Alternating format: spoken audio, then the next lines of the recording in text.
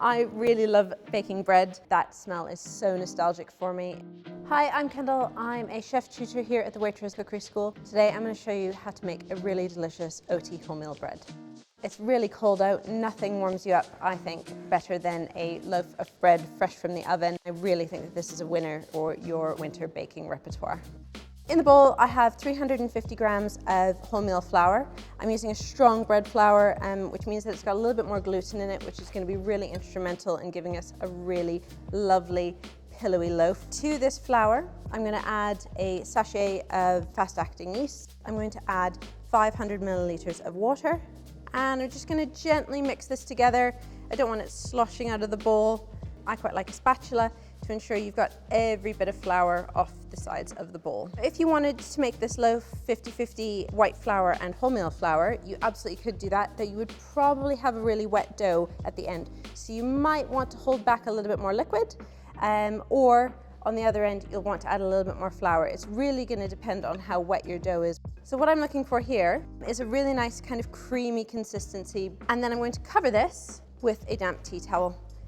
It's been about 20 minutes and my initial mixture of flour and water and yeast has had a really good opportunity to do its thing. You can see what's happening on the side of the bowl. You can see the gas bubbles all the way through there. It's light and airy and it's volumized quite significantly. Next thing I'm going to do is I'm going to add the remainder of my flour, so 350 grams of wholemeal, which is the same flour we used earlier. I'm also going to add 50 grams of porridge oats to this. By adding oats to this recipe, I've added a really lovely nuttiness and I've added a bit of a different texture. And if you're interested in making this recipe, the link is in the description below. So I need a teaspoon of fine sea salt and a tablespoon of olive oil. So I'm scraping around the outside of the bowl and cutting through the center, really trying to incorporate all of my extra ingredients into that wet base. We're going to wait until we've got everything incorporated to get a gauge of just how our dough is feeling.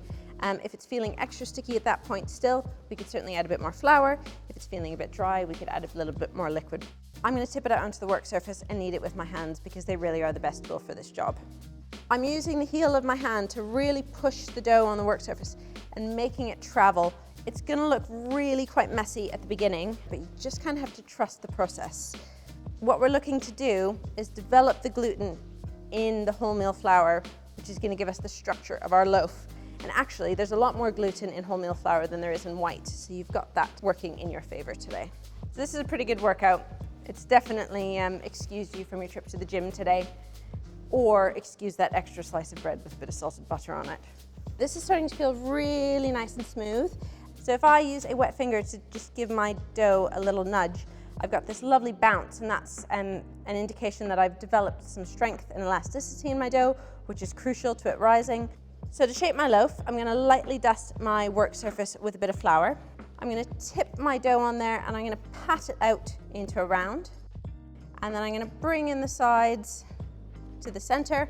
From here, I'm going to roll this into a loaf shape.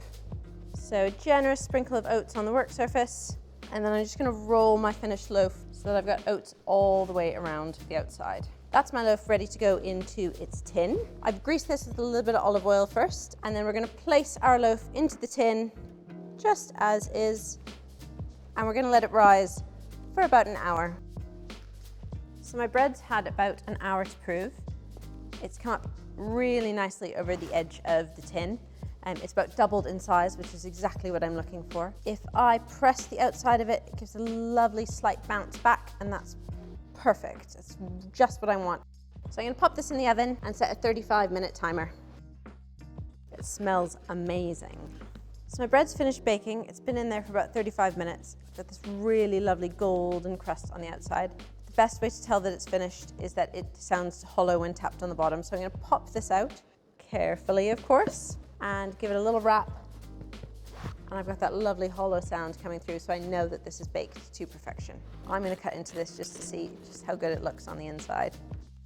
I can see the structure that I've built in there through all of that manual labor in kneading it, and I've got that really lovely crust on the outside. This would make for an amazing grilled cheese sandwich, especially with a bowl of hot tomato soup. So if you're not going to eat this bread right away and you think you'll only get through half of it, I would pop it in the freezer, and then once you are ready to eat it again, let it defrost and give it a quick flash in the oven for 3 or 4 minutes to renew that crust. Otherwise, keep it in a nice airtight bag at room temperature for 2 to 3 days.